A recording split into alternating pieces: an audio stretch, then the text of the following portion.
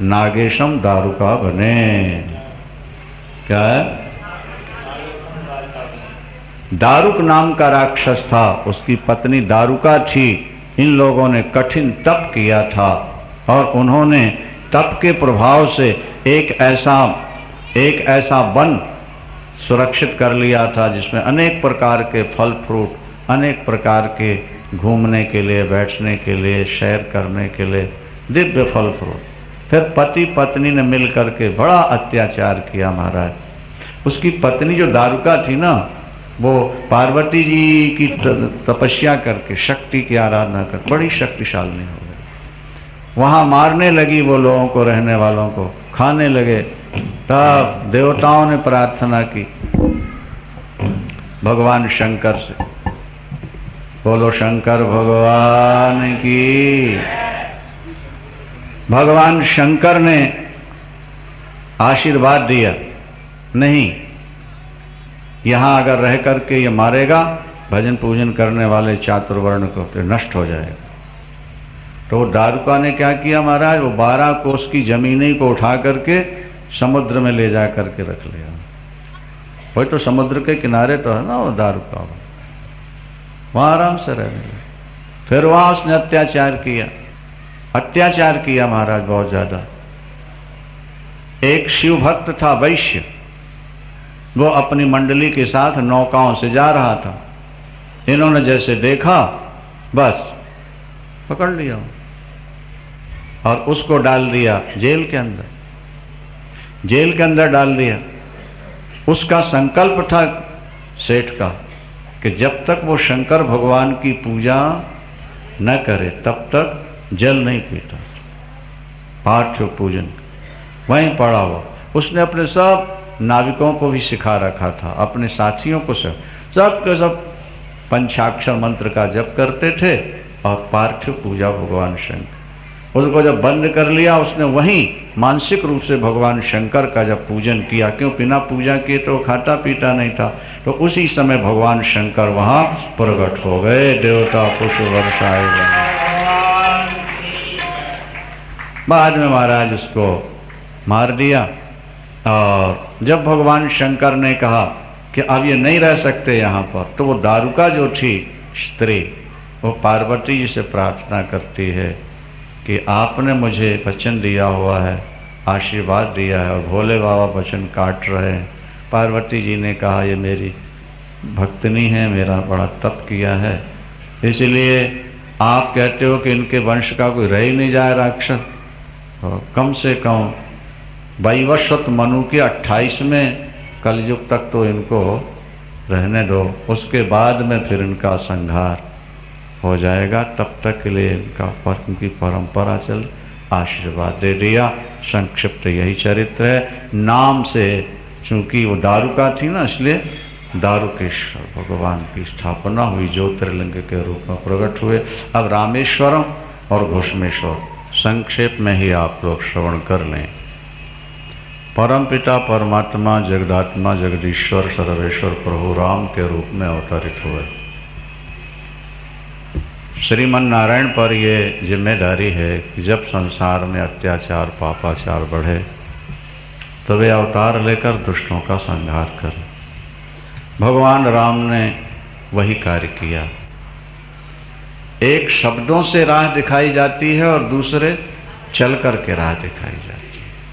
भगवान कृष्ण ने शब्दों से दुनिया को राह दिखाई, गीता जैसा अमृत दे करके, लेकिन प्रभु राम ने उपदेश कम दिया है, अपने चरित्रों से समाज को रास्ता दिखाया, ऐसे चलना चाहिए। रामेश्वरम की स्थापना किस परिस्थिति में हुई आप लोग सदा रामायण पढ़ते और सुनते हैं, इसलिए आप विस्तार नहीं करेंगे।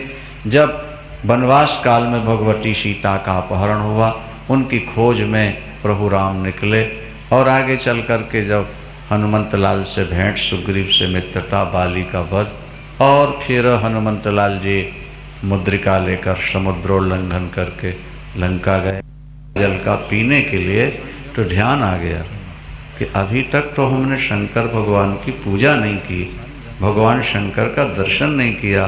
हमारा तो नियम है कि शिव पूजा करके क्या शिव शंकर का दर्शन करके ही जल पीते हैं। देखो राम जी का भी इतना कड़ा नहीं, सिद्धियां उन्हीं को मिलती हैं। संसार में सफल कौन हुआ? जिसका संकल्प दृढ़ हुआ। हमने अपने पूज्य गुरुदेव के जीवन में 75 वर्ष वे जिए और लगभग 25-30 वर्षों तक हमारा संपर्क रहा। हमने पूजन में कभी उनके आलस्य नहीं देखा, ध्यान में अपन लोग तो एक बार ठाकुर नहलाते हैं, वे 3 बार नहलाते, प्रातः मध्याह्न और तीनों से पूजा। रुद्राभिषेक अलग करते थे, सहस्त्र नाम ललिता सहस्त्र नाम विष्णु सहस्त्र, और अपने इष्ट देवताओं की पूजा अलग करते। जिस व्यक्ति को अपने नित्य नियम में कभी आलस्य नहीं सताता, वो व्यक्ति एक ना एक दिन इष्ट का दर्शन जरूर पाता है। बहुत ज्यादा मजबूरी हो एक अलग बात है, लेकिन सामान्य स्थिति में इष्ट का पूजन नहीं छोड़ना, इष्ट का दर्शन नहीं छोड़ना। जाना है कहीं, जल्दी है, थोड़ा जल्दी उठ पड़ो, आलस्य नहीं हो। अगर सिद्धि प्राप्त करना है तो इष्ट से जुड़ जाओ। देखो राम जी के हाथ में जल है, प्यास लगी है जोरों से, ध्यान आ गया, अरे अभी तो भोलेनाथ के दर्शन नहीं किए, पूजन नहीं किया। पूजन और दर्शन, तत्काल बांदरों से कहा जल्दी करो, भगवान की स्थापना करनी। कहते हैं हनुमान जी गए काशी लाने के लिए, वो एक अलग कल्प की कथा है, अगर वहां तो उन्होंने रेत के ही भगवान शंकर बनाए, और जब 1604 से पूजन किया, यहाँ लिखा है, और पूजन करने के बाद शिव पुराण के आधार पर जय शिव शंकर जय शिव भोले बोल करके जब राम जी लगे नाचने शंकर जी के सामने, ओह बोलो क्या आनंद किया। भगवान राम भगवान शंकर के सामने ताली बजा बजा के जय शिव शंकर जय शिव भोले, जय शिव शंकर जय शिव भोले जब नृत्य किया महाराज, लखनलाल भी नाचने लगे, हजारों वानर भी नाचने लगे, देवता पुष्प बरसाने लगे।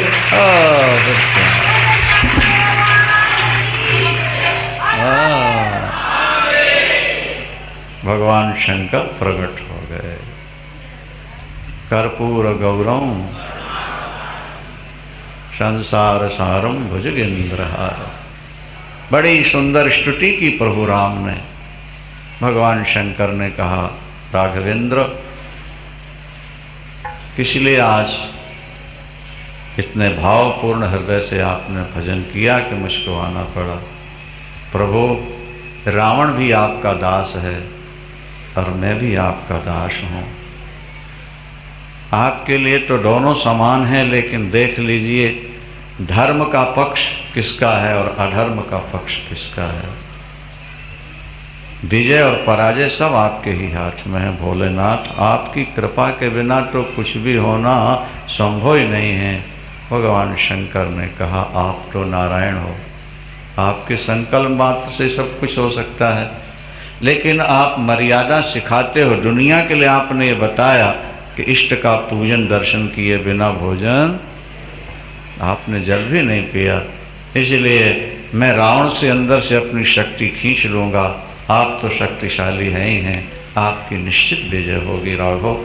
और संसार में जब तक सूर्य चांद रहेंगे आपका नाम रहेगा। और कोई वर मांगो, बोले भोलेनाथ ये मेरी पिंडी में आप वास करो, जो आपका दर्शन करें, जो गंगा जल ला के चढ़ा दें, महा से महापापी भी सीधे परम धाम चले जाएं, यही राम की इच्छा है। भगवान शंकर ने कहा तथास्तु, जाओ राम, दे दिया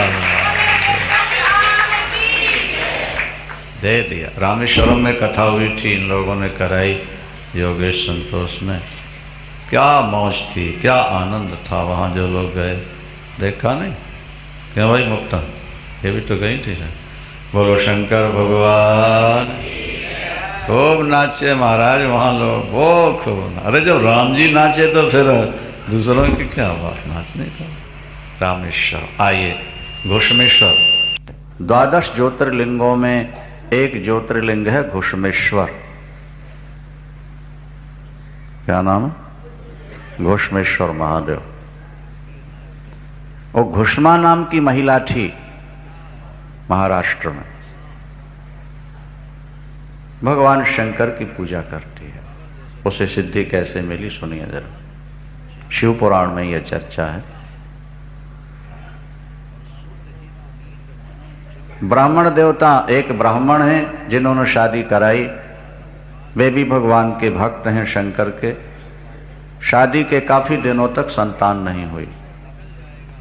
पत्नी ने कहा कि आप दूसरी शादी करा लें ताकि वंश परंपरा चलती रहे। उसने कहा कि देवी, जहां दो स्त्रियां आती हैं वहां लड़ाई झगड़े हुआ करते हैं, एक का रहना ही अच्छा है। हो गया तो ठीक है, नहीं हुआ ठीक है, भगवान का पूजन तो चल ही रहा है। लेकिन वो बार बार आग्रह करती रही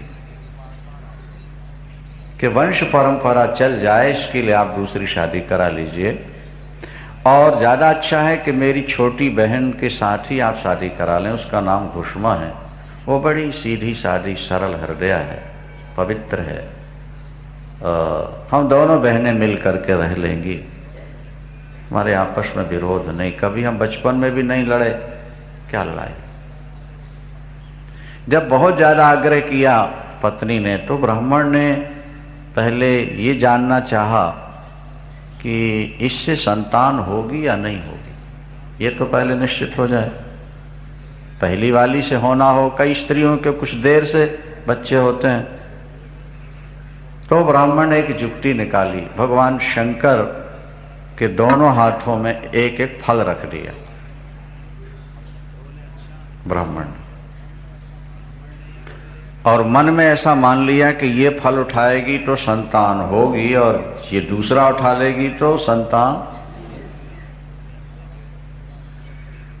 फल रखकर भगवान शंकर की बड़ी स्तुति की, पूजन किया ब्राह्मण ने, और एकदम भावना से युक्त होकर, भावुक होकर के कहा, भोलेनाथ, यदि इससे संतान होने वाली हो तो ये इस फल का स्पर्श करे, उठाए, और नहीं होना है तो इस फल को उठाए, ताकि हमें संकेत मिल जाए कि इसके संतान होगी या नहीं। विश्वास बहुत ज्यादा था भगवान शंकर के ऊपर, पूजन हमेशा करते थे ब्राह्मण देवता। पत्नी को बुलाया, बोले ये दो फल रखे हैं, इसमें से कोई एक तुम उठा। उसने वो फल उठाया जिसका संकेत था कि संतान नहीं हो। चलो अब इसकी बात मान लेते हैं, दूसरी शादी करा। उसकी छोटी बहन घुष्मा, उससे शादी करा ली। पहले तो बड़ी खुश रही वो, चलो बहन आ गई, कोई लड़ाई झगड़ा नहीं, मिल के रहेंगे। पर मनुष्य के अंदर बहुत सारे दोष हैं, कब कौन सा दोष उभर पड़े ये पता नहीं लगता है, कब उभर पड़े ये पता नहीं लगता। जब वो आई और उसका सम्मान बढ़ने लगा, लोग बधाइयां देने लगे, पति का भी थोड़ा सा रुझान तो अब उस तरफ हो ही गया, पर इसके मन में ईर्ष्या की आग भड़क उठी। घुष्मा बहुत सरल थी, भगवान शंकर की परम भक्ता, हर समय शिव शिव शिव शिव शिव। शिव पुराण में लिखा कि तुम शिव भक्त हो तो कम से कम 5 करोड़ शिव नाम तो जप ही लो अपनी जिंदगी में, ये पूंजी आगे तुम्हें साथ देगी। तुम सीधे ब्रह्मलोक जाओगे, ब्रह्मा की गोद से प्रकट होगे, तुम्हें आगे चल के शिव तत्व की प्राप्ति हो जाएगी। भाई अपने बेटों को तो करोड़पति बना करके मरना चाहते हो, तो खुद भी तो करोड़पति बन के ऊपर जाओ तो अच्छी बात है कि नहीं। बोलो शंकर भगवान की। अच्छा, व्यक्ति बेटों को तो करोड़पति बनाना चाहता है लेकिन खुद कंगाल होके मरेगा, ये बहुत अच्छी बात तो नहीं है। पैसे की दृष्टि से उनको करोड़पति बना दो और भजन की दृष्टि से स्वयं भी तो करोड़पति बनो, कम से कम 5 करोड़। यूं तो यहां लिखा है कि अगर 108 करोड़ प्रणव का जप हो जाए, शिव का जप हो जाए, तो फिर उसको मनुष्य नहीं मानना, वो तो शिव ही हो, शंकर ही हो जाता, शंकर है वो, चलता फिरता शिव। और नाम जपने में आखिर कठिनाई क्या है, ये बताओ आप। ना तो इसमें पैसा लगता, ना टैक्स लगता, नहीं, और ना नाम जपने में कोई कठिनाई। राम राम कहने में क्या कठिनाई है, कृष्ण कृष्ण या शिव शिव कहते रहो, क्या कष्ट है? शिव शिव, सोहम शिवोहम, क्या कष्ट है? धीरे धीरे अभ्यास कर लो, अपने आप श्वास के साथ नाम निकलता रहेगा। 1.25 करोड़ नाम हो जाने के बाद फिर नाम अपने आप निकलता है, फिर जपना नहीं पड़ता, होता रहता है। आज ही कोई कह रहे थे, बोले महाराज ये तो हमारे मुख से निकलते ही रहते।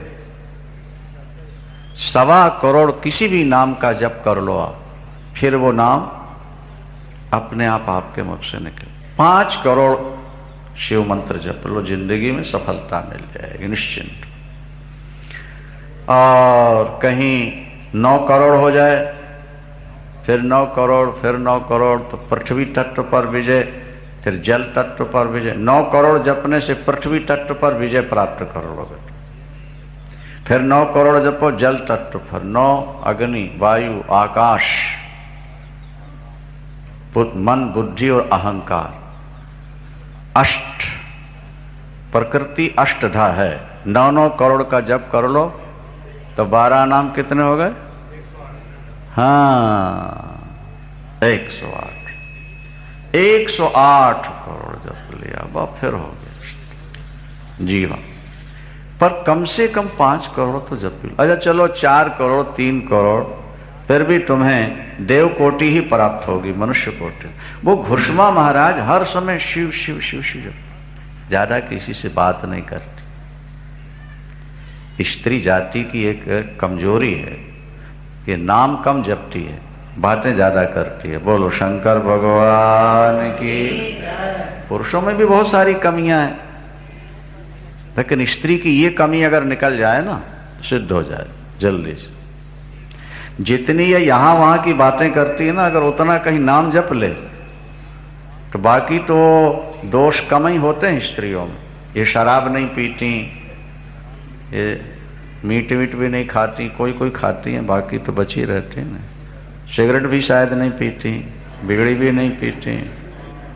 नहीं समझ में आई बात? तो ये जो बड़े बड़े दोष हैं, स्त्रियां, भारतीय नारियां तो इनसे पराया, हाँ, बची रहती हैं। पर पुरुषों से भी बचे रहने के लिए शास्त्र बार बार डरवाते रहते हैं। क्या?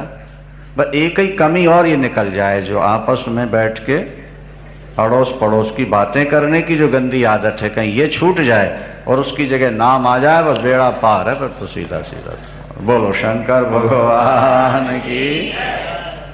घुष्मा किसी से बात नहीं,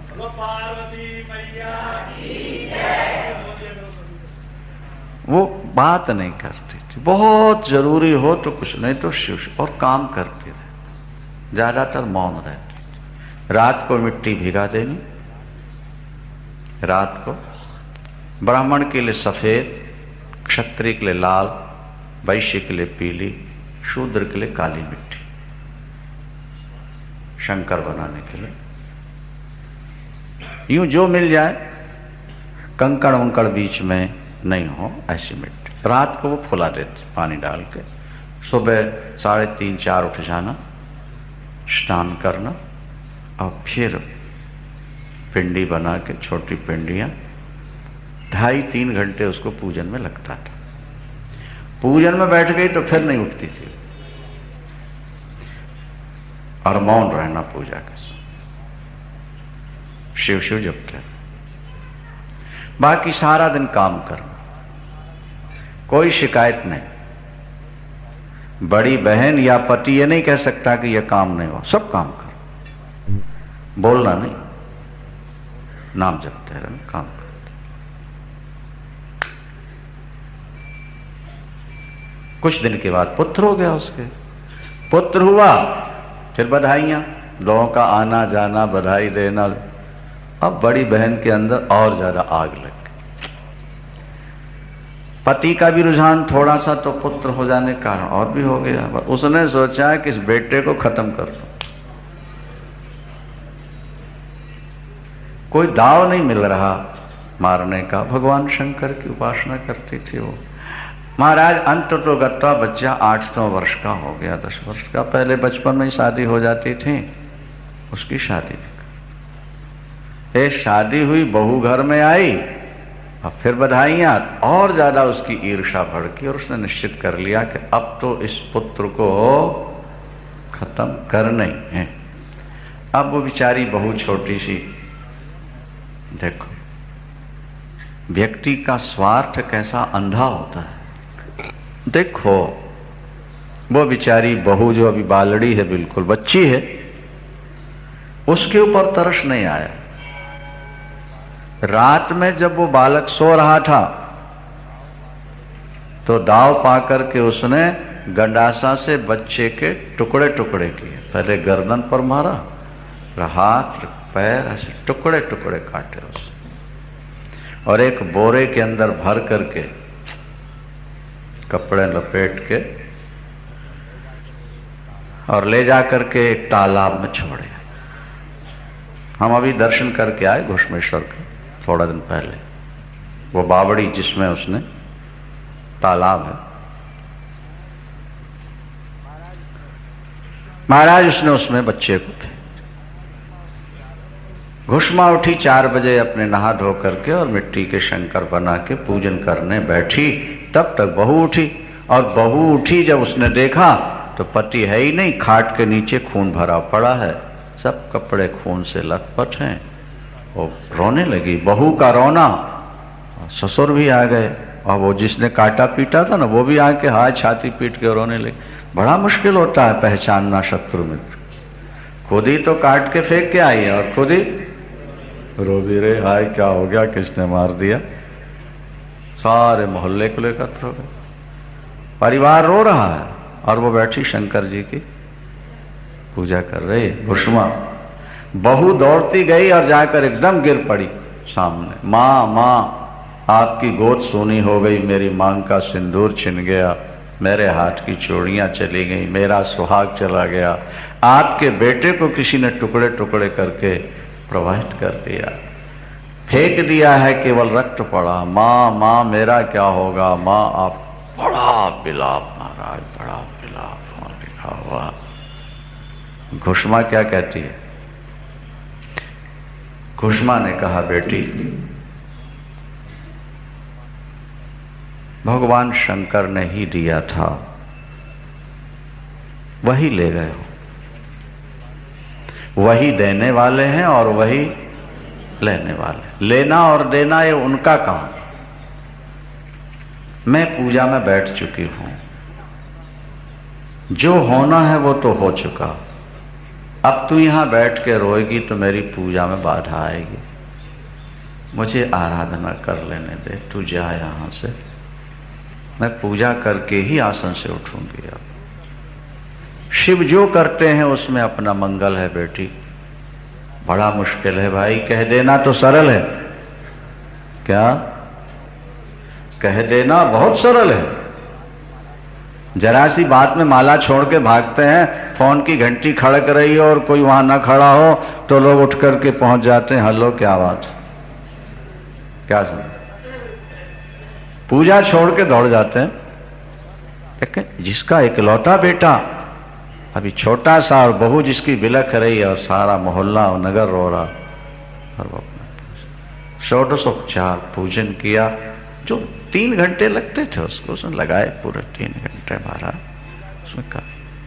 पूजा करके उठी और उठने के बाद जाके देखा नीचे रक्त भरा पड़ा था। अच्छा भोलेनाथ, सब कुछ तुम्हारी इच्छा से तो होता है, तुम जो चाहो उसे कौन मिट सकता है। मुझे बेटे के आने की खुशी नहीं, जाने का गम नहीं, अपनी भक्ति दिए रहना भोलेनाथ। प्रतिदिन वो तालाब में भगवान शंकर के जो पार्थिव मूर्ति थे ना, पिंड उनको प्रवाहित करने प्रतिदिन जाती थी सिराने के लिए, पूजन से उठना और ले जाके वो सिरा के। आज भी वो लेकर के चली और शिव शिव जपती जा रही है, ना आंसू है ना कोई दुख है, शंकर में ध्यान। जब वो बावड़ी के पास पहुंची, वो तालाब के पास, तो देखा कि बेटा मेड़ पर खड़ा हुआ है।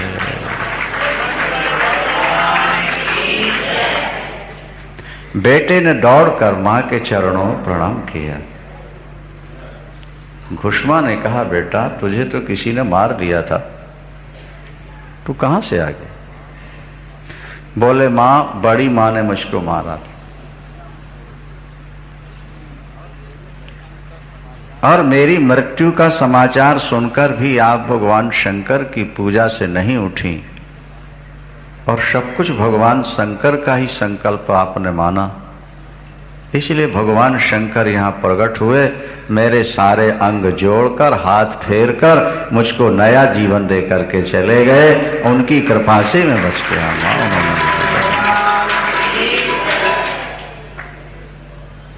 घुष्मा कहती है, बेटा तुम चले गए थे, मुझे दुख नहीं था, तुम आ गए हो, मुझे खुशी नहीं है। मेरे लिए दुख और सुख एक समान हो चुके हैं। संसार के सारे नाते स्वप्न हैं। उमा कहो मैं अनुभव अपना, उमा उमा कहो मैं अनुभव अपना, उमा कहो सत हरि भजन जगत सब सपना, सत हरि जगत सब सपना, सत हरि भजन जगत सब सपना, सत हरि जगत सब सपना। बेटा ये जगत तो स्वप्न है, सत्य तो केवल शिव का भजन ही है। अच्छा हुआ तुम आ गए, इससे लोगों में भगवान की पूजा के प्रति निष्ठा बढ़ेगी, इस बात की तो खुशी। वह भगवान शंकर प्रकट हो गए। भगवान शंकर के हाथ में त्रिशूल है, क्रोध की मुद्रा है। क्रोध की मुद्रा में भगवान शंकर ने कहा, घुष्मा तेरी बहन ने तेरे बेटे को मारा था, अभी जाकर त्रिशूल से उसकी छाती फाड़ूंगा, उसको खत्म कर दूंगा। घुष्मा सिर झुकाकर प्रणाम करके कहती है, प्रभु बड़ी कृपा की भोलेनाथ, आप पधार गए। मेरे जीवन का लक्ष्य तो आपकी भक्ति है, आप बहन को मारना चाहते हैं। मैं प्रार्थना करूं प्रभु, मारना ही है तो उसे ना मारिए, फिर उसकी दुष्ट बुद्धि कुबुद्धि को मार दीजिए, मेरी जैसी बुद्धि जगा दीजिए, ताकि मेरी जैसी भक्तनी बनकर आपके भजन पूजन में लग जाए। ये सबसे बड़ा उपकार है। यहाँ एक बहुत बढ़िया श्लोक लिखा है शिव पुराण में, अपकार करश्चैव उपकारम करोति वै तस्य दर्शन मात्रेण पापम प्रलयताम भर्जेत। जो तुम्हारे साथ अपकार करता, तुम्हारा बुरा करता, तुम उसका भला सोचो, तुम इतनी महान आत्मा हो जाओगे कि जो तुम्हारा दर्शन करेगा वो भी पापों से शुद्ध हो जाए। अगर तुम उसका भी उपकार सोचोगे तो तुम संत कोटि में पहुंचो। बदला लिया, किसी ने ईंट मारी, तुमने थप्पड़ वो पत्थर मारा, किसी ने थप्पड़ मारा, तुमने घूसा मारा, तो ये तो संसार में चल ही रहा, ये तो एक सांसारिक व्यवहार। तुम महान आत्मा तब कहलाओगे जब तुम्हारा कोई अपकार करता हो और तुम किसी का अपने तरफ से बुरा मत सोचो। दर्शन मात्र से, तुम्हारे दर्शन से लोगों के पाप कट जाए। भगवान शंकर ने उसकी बुद्धि बदल दी। वर मांगो, बस यही मांगती हूँ भोलेनाथ कि जब सिराने आऊं तो आपके दर्शन हो, यहीं ज्योति रूप में प्रकट हो जाओ, ज्योतिर्लिंग के रूप में, तेरे नाम से मैं यहाँ रहूंगा। घुष्मेश्वर महा, क्या नाम रखा? घुष्मेश्वर। ये द्वादश ज्योतिर्लिंग जो इस कथा को सुनेंगे, पढ़ेंगे, वो भगवान शंकर कि कृपा प्राप्त करके इस लोक में सुख भोगेंगे, अंत में परम धाम को जाएंगे। कल शिवरात्रि की महिमा सुनो, भगवती पराम्बा की महिमा सुनो, और फिर उपमन्यु और भगवान कृष्ण के संबंध से कुछ कथाएं मिलेंगी। कल शाम को इसी समय 7 बजे भोग पड़ेगा। बंद कर दो भाई। धर्म की अधर्म का प्राणियों में विश्व का गो हत्या गौ माता की हर हर। ब्रह्मलीन सदगुरुदेव श्री कृपात्री जी महाराज की, शंकर भगवान की। भगवान श्रीमन्नारायण सहस्त्र कमलों से भगवान शिव का पूजन किया करते हैं। अपने इष्ट देव के सहस्त्र नामों से यदि उनकी अभीष्ट वस्तु चढ़ाई जाए तो देवता की कृपा शीघ्र प्राप्त हो जाती है। जो लोग भगवान विष्णु के भक्त हैं उन्हें विष्णु सहस्त्र नाम से तुलसी के पत्ते, तुलसी की मंजरी या दिव्य पुष्प सहस्त्र नाम से चढ़ाना चाहिए। भगवान कृष्ण के जो भक्त हैं वो गोपाल सहस्त्र नाम के द्वारा भगवान कृष्ण की विष्णु सहस्त्र नाम से भी हो सकती है, गोपाल सहस्त्र नाम से। गणेश भक्तों को गणपति सहस्त्र नाम से लड्डू चढ़ाना, पुष्प चढ़ाना, दूर्वा चढ़ाना, जो मिल सके 1000 नाम के साथ, हर एक नाम के साथ एक एक वस्तु समर्पित करना। भगवान शंकर के लिए शिव सहस्त्र नाम, श्रीमन्नारायण शिव सहस्त्र नाम के द्वारा कमल पुष्प भगवान शंकर को चढ़ाते हैं। हरिष्टे सहस्रम कमल बलिमाधाय पदयोर यदे को ने तस्मिन निजमुदहरण नेत्र कमलम। आप में शक्ति हो आप दैनिक चढ़ा सकते हैं, दैनिक न हो तो विशेष पर्वों पर, उनके जो पर्व आते हैं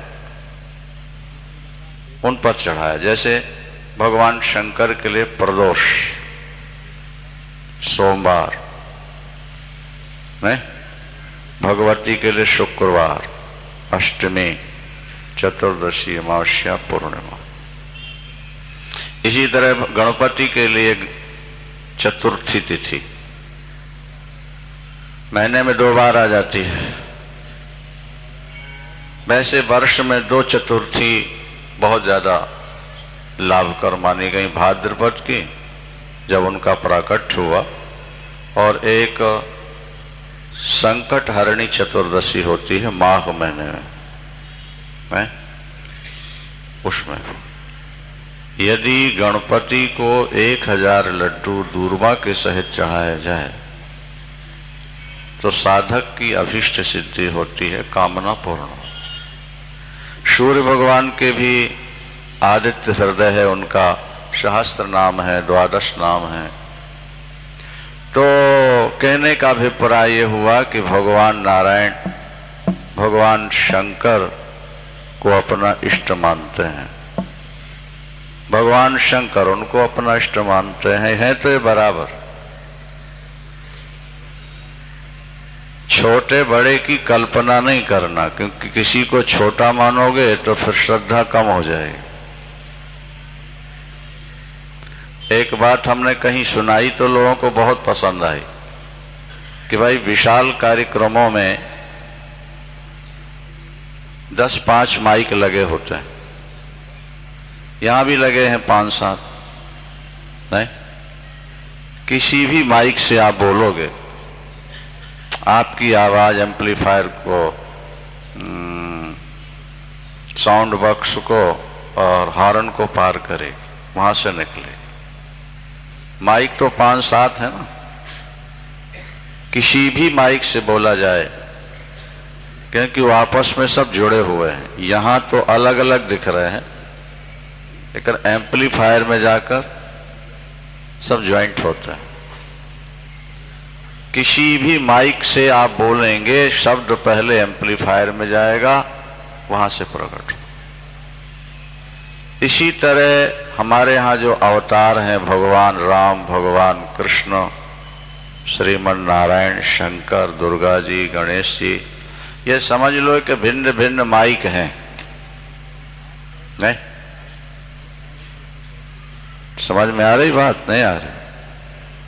माइक तो यहाँ 5-7 लगे हैं, संगीतज्ञ बोलते हैं तब भी वहीं से आवाज जाती है, वक्ता बोल रहे हैं तो भी जा रही है, बांसुरी वादक बोले तो भी वहीं से माइक तो अलग अलग है, लेकिन एम्पलीफायर एक जोड़ा हुआ और वहीं से सबकी आवाज। आप ये नहीं सोचना कि हम राम के उपासक हैं तो शंकर जी की बड़ी महिमा है तो फिर हम राम को छोड़ के शंकर, ऐसा नहीं। आप कथा सबकी सुनो और पूजा भी सबकी करो, लेकिन विश्वास एक जगह रखो। जो शंकर भगवान को प्रसन्न करना चाहे उसको 10 नियम पालना चाहिए। पहला नियम क्या है? अष्टमी को केवल रात में भोजन करे, दिन में नहीं करे। कृष्ण पक्ष की अष्टमी रात्रि भोजन, हो सके तो कृष्ण पक्ष की अष्टमी तिथि को भोजन का त्याग ही कर दे। अच्छा, शुक्ल पक्ष की एकादशी को भी भोजन छोड़ दे।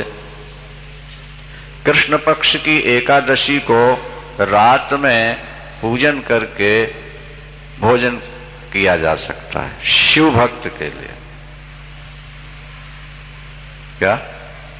शुक्ल पक्ष में तो वो कुछ खाए नहीं, कृष्ण पक्ष में चाहे तो रात्रि में शिव का पूजन करके ले सकता है। ठीक है ना?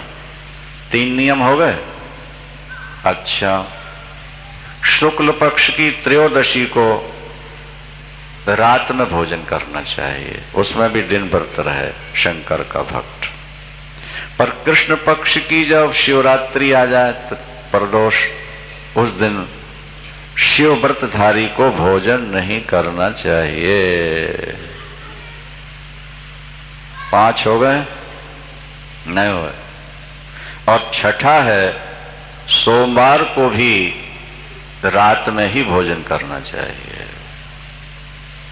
जो लोग भगवान शंकर को प्रसन्न करना चाहते हैं वे दोनों पक्षों के सोमवार को केवल रात्रि में ही भोजन करें, ये बहुत जरूरी है।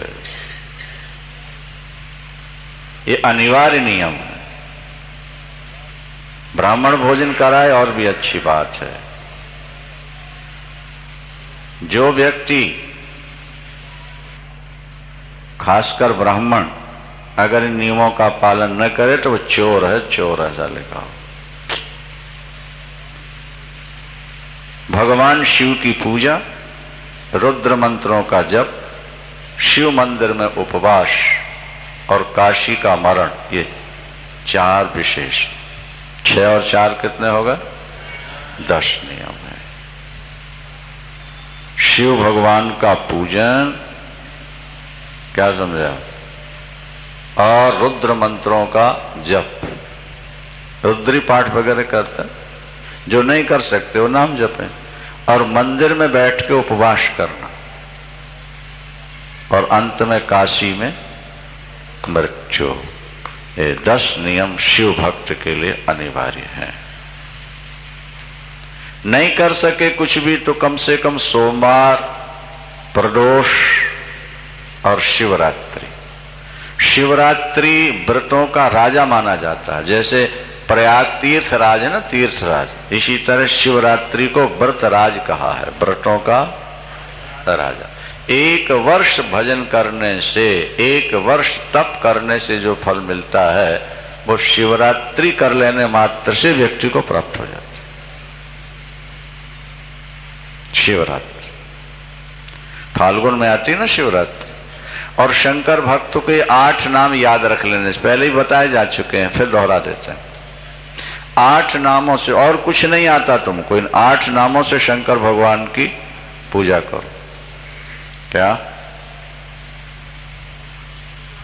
भवाय नमः, शर्वाय नमः, रुद्राय नमः, पशुपतये नमः, उग्राय नमः, और महानसे नमः, भीमाय नमः, और ईशान प्रभु आपको नमस्कार है। 8 नामों से अगर भगवान शंकर की पूजा कर ली जाए तो सब कुछ आ जाता है। बोलो शंकर भगवान। शिवरात्रि 14 वर्ष, शिवरात्रि का व्रत कम से कम 14 वर्ष तो करने चाहिए। उसके बाद उद्यापन करो, जीवन भर करते रहो, नुकसान नहीं है। पर जब भी व्रत छोड़ना हो तो उसके पहले उद्यापन किया जाए। बढ़िया मंडप बनाओ, लिंग तो भद्रादि की स्थापना, समग्र देवताओं का आवाहन और पूजन, और शिवरात्रि में रात भर जागरण, खूब नाच गान गीत, नृत्य और गीतों के द्वारा, फिर हवन, उसके बाद ब्राह्मण भोजन, आचार्य को यथोचित दक्षिणा देकर के व्रत का उद्यापन कर देना चाहिए। शिवरात्रि का व्रत महान महान फल देने वाला है। ज्योति रूप से भगवान शिवरात्रि को ही प्रकट हुए थे, इसलिए शिवरात्रि जरूर करो। आओ, एक शिवरात्रि का व्रत करने वाला एक बहेलिया, क्या, जिससे अचानक व्रत हो गया, व्रत नहीं किया, व्रत हो गया। व्रत करना तो संकल्प पूर्वक होता है, बुद्धि पूर्वक होता है, उसने किया नहीं था, हो गया। उस कैसे हुआ इसे आप समझ लो।